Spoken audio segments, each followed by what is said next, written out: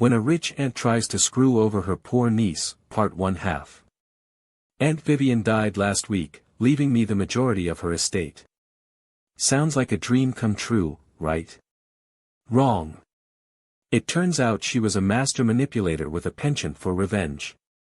She made sure my dad had to sign over half his life savings to pay off some shady business deals. But that's not even the worst part. She left me a note, handwritten in her own bloody ink, stating that I'm only getting 20% of her money because I deserved it for leaving her alone when I was growing up. Newsflash, I was only 12 when she last saw me. I was scared and humiliated, not some heartless child who abandoned her. The audacity of this woman is staggering. She thinks she can play me like that. I've got news for her, I'm not going down without a fight. I spent the entire day on the phone with my lawyer, trying to get her to change her will. But every time we talked, Aunt Vivian would just laugh maniacally and tell me that I was lucky to be getting anything at all. Lucky? Are you kidding me? She's the one who's been living off my family's struggles for years. I swear on my dead grandmother's grave that I'll take her down with every fiber of my being. And if that means going against the entire estate, so be it. I've got a secret backup plan, a trust fund I set up when I was 18, just in case something like this ever happened. It's not much, but it's enough to keep me afloat while I take down Aunt Vivian and her twisted game. But for now, I'm stuck waiting on my lawyer to do his thing. Fingers crossed he can get the will overturned. Until then, I'll just have to sit here and seethe with rage. To be continued. Part 2. Update, my lawyer just called me back and told me that we've got a court date set for next week.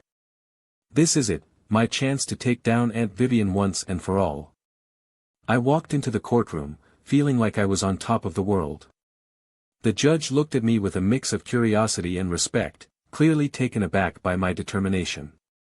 And then, in a move that will forever be etched in my memory, Aunt Vivian stood up from her seat and declared that she had new evidence that would change everything. The room fell silent as the prosecutor tried to explain that this was too late, the deadline for new claims had passed weeks ago.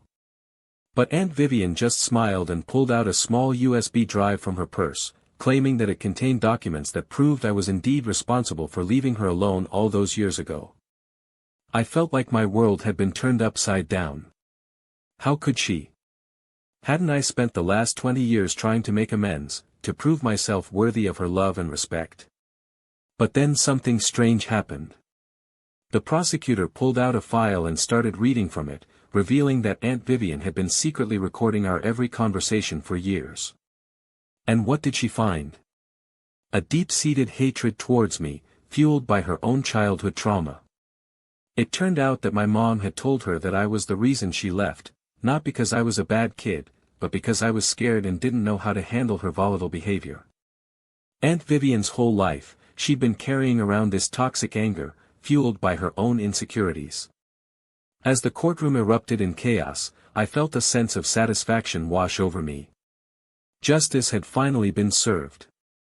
And as for Aunt Vivian, she was being led away in handcuffs, a twisted smile still plastered on her face, a reminder that sometimes, karma can be sweet indeed.